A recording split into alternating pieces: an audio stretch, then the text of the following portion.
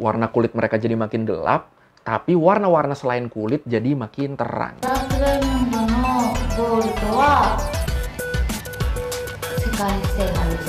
Kalau lu ngelihat Gangguro di jalan, bisa dipastiin itu adalah cewek yang punya. Kita bahas subkultur perjametan lagi. Udah lama kayaknya ya kita nggak bahas perjametan. Yang mau gue bahas ini termasuk yang banyak di request juga nih. Kebanyakan pada nge-DM atau komen kayak, "Bang, bahas jamet cewek Gangguro dong. Penasaran kenapa mereka dandannya begitu?" Oke, sekalian kita bahas yang ringan-ringan dulu. Kemarin habis bahas perang sipil Liberia segala macem, pusing. Jadi ya udah, ayo langsung aja kita bahas subkultur Gangguro. Subkultur yang sempat populer di Jepang buat melawan diskriminasi di Learning by Googling. Kita bahas Gangguronya, kita perlu tahu kalau Gangguro ini adalah bagian dari subkultur Gyaru. Gyaru ini kata serapan bahasa Jepang dari kata girl, cewek. Dari girl jadi gal jadi Gyaru. Terus istilah Gyaru ini dipakai sama cewek-cewek muda umur 10-20 tahun yang fashionable.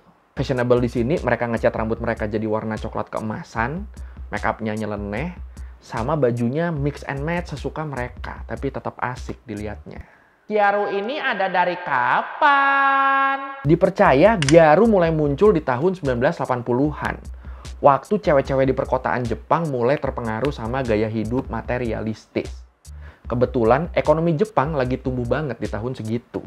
Hidup udah tenang, secara ekonomi aman. Akhirnya cewek-cewek ini bisa mengekspresikan diri mereka lewat dandanan secara leluasa.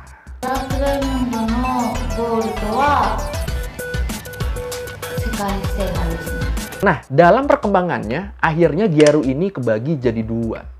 Ada Shiro Gyaru, ada Kuro Gyaru. Bedanya apa?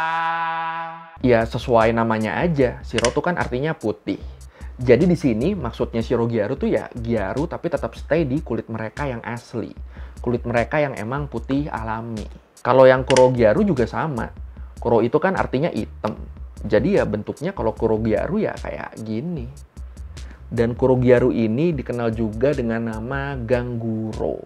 Kalau menurut Live Japan, ciri khas Gangguro tuh rambutnya dicat warna-warni, make up-nya tebel, bajunya juga mix and match warna-warni, warna-warna terang, dan yang paling penting kulitnya dibikin gelap. Padahal mereka kebanyakan ya cewek-cewek Jepang yang kulitnya putih, tapi di sini sama mereka dibikin gelap. Kuro Gyaru tuh mukashi wa Gangguro toka tsukatte taんですけど、今はあまり使わなくて、プロギャルとして、毎日でもないけど、実際通って。Gue dulu pernah nunjukin gaya Gangguro ini ke beberapa teman gue. Dan respon mereka kebanyakan kayak, kok aneh sih mereka malah ngitemin kulit, udah bagus juga aslinya punya kulit putih. Ada yang mikir kayak gitu juga. Oke, kita bahas alasannya. Kenapa kulit mereka dibikin hitam kayak gini. Jadi, mirip kayak kebanyakan subculture yang dimulai dari keinginan remaja-remaja buat mengekspresikan diri yang cenderung ngeberontak sih ya. Nah, tren Gangguro ini juga kayak gitu. Mereka mulai muncul pas ada sebagian wanita muda Jepang yang pengen menentang standar kecantikan tradisional di sana.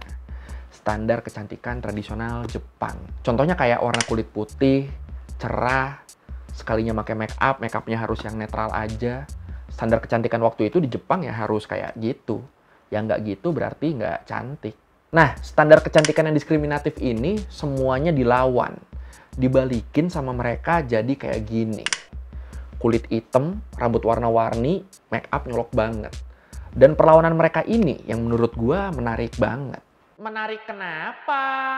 Jadi, kalau subculture lain biasanya muncul dari kaum tertindas, kayak Shamat, jamet Cina, yang muncul dari buruh-buruh yang rasa ditindas dan nyari cara buat mengekspresikan diri mereka, atau Gopnik yang backgroundnya juga model-model begitu. Nah, Gangguro ini beda dari subculture ini.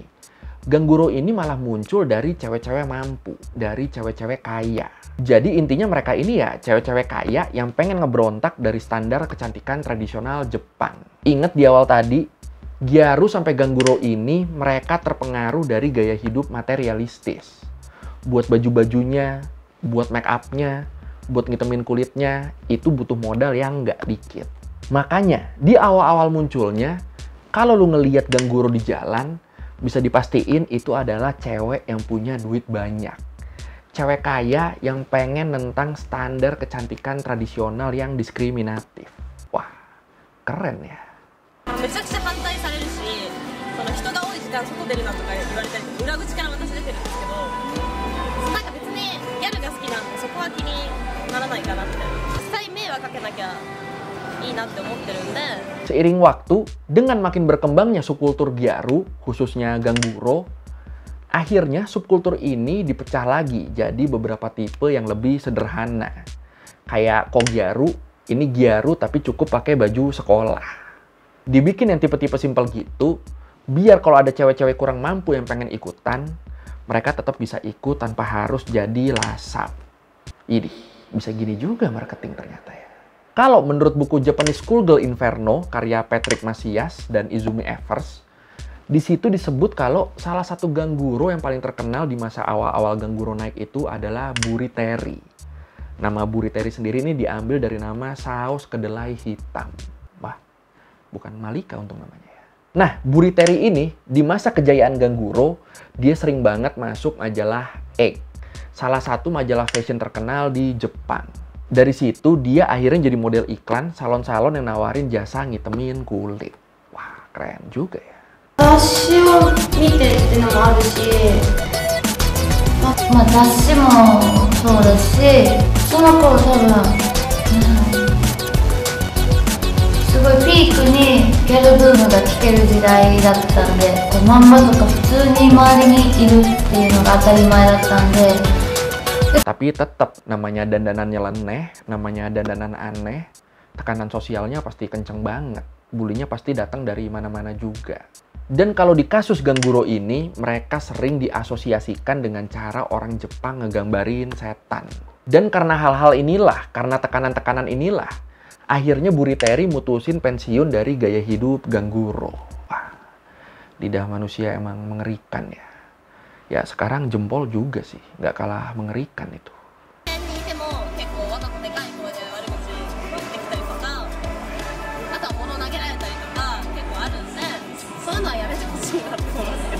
Di tahun 2004-an, Kurogyaru atau Gangguro ini sempat ada pembagiannya lagi. Namanya Yamanba dan Manba. Ini Yamanba sama Manba ini sekilas nggak ada bedanya ya. Tapi sebenarnya mereka ini beda, buat yang ngerti. Bedanya tuh kalau Yamanba, dia pakai hiasan putihnya di matanya tuh ke atas mata. Di daerah sini. Ke arah bawah tuh dia nggak pakai. Nggak ada tuh hiasan putih yang ke arah bawah. Nah, kalau Manba, makeup putihnya tuh ke atas iya, ke bawah juga iya. Itu cara ngebedainnya.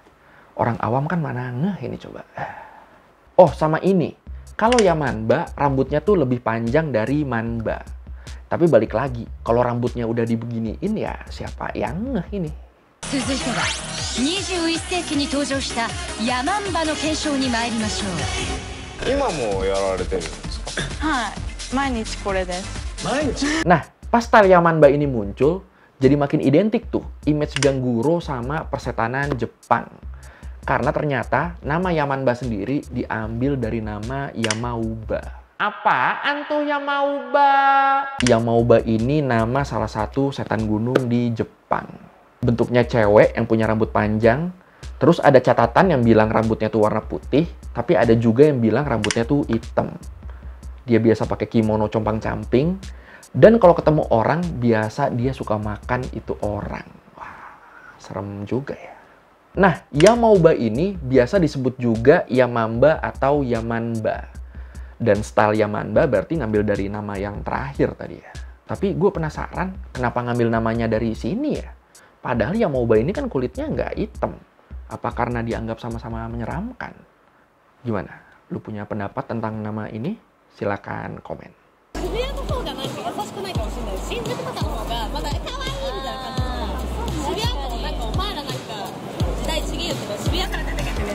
Seiring waktu, abis style Yamanba dan Manba muncul, abis itu akhirnya Yamanba mati.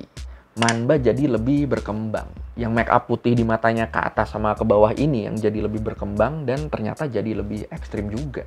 Warna kulit mereka jadi makin gelap, tapi warna-warna selain kulit jadi makin terang, makin kontras lah intinya. Nah, cewek-cewek Ganguro ini dulu di masa jaya-jayanya sering kelihatan di distrik Shibuya sama Ikebukuro di Tokyo. Banyak banget mereka dulu, sampai di akhir tahun 2000-an. Dari situ trennya pelan-pelan mulai turun. Apalagi majalah-majalah yang biasa ngangkat kaum Ganguro ini, kayak majalah Ek tadi, itu udah kelar di tahun 2014-an. Udah nggak cetak lagi. Ya udah, dari situ pelan-pelan cewek-cewek Ganguro yang dandan ekstrim ini juga makin kesini makin dikit banget. Kalaupun sekarang ada cewek yang dipanggil Gyaru, itu biasa dandanannya udah lebih mainstream, udah lebih umum. Warna kulitnya udah nggak gelap lagi. Nah, sisa Ganguro yang dikit banget ini bisa kita temuin salah satunya di Ganguro Cafe. Di cafe ini juga mereka nyediain paket pengalaman Ganguro. Apaan tuh? Jadi, kalau lu ngambil paket ini, lu bakal dibikin jadi Ganguro, didandanin jadi Ganguro. Biar lu dapet experience-nya. Dandan kayak gitu tuh rasanya kayak gimana. Iya, jadi di sini intinya, walaupun peminat subkultur Ganguro ini udah menurun banget, udah menurun drastis, tapi tetap ada Ganguro-Ganguro yang selalu semangat dan berusaha buat naikin popularitas Ganguro lagi. Biar subkultur ini bisa hidup lagi.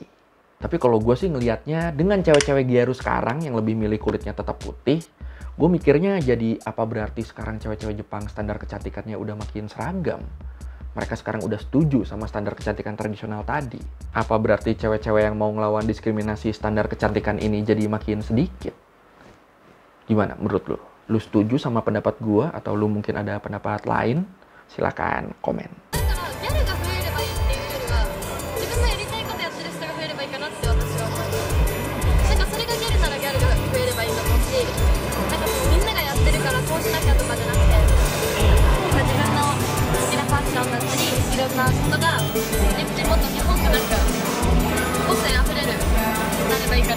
Oke, sekian dari googling kali ini tentang Kuro Gyaru atau biasa disebut Ganguro. Subkultur cewek-cewek kaya yang mencoba ngelawan diskriminasi standar kecantikan tradisional Jepang. Ini keren sih, suka gua. Kalau mau revisi kali gue udah salah, atau mau nanya, atau mau nambahin dengan di video, bisa lu tulis di komen. Kita diskusi di situ kayak biasa. Sekali lagi, thank you udah nonton. Jangan lupa like, comment, subscribe. Bye!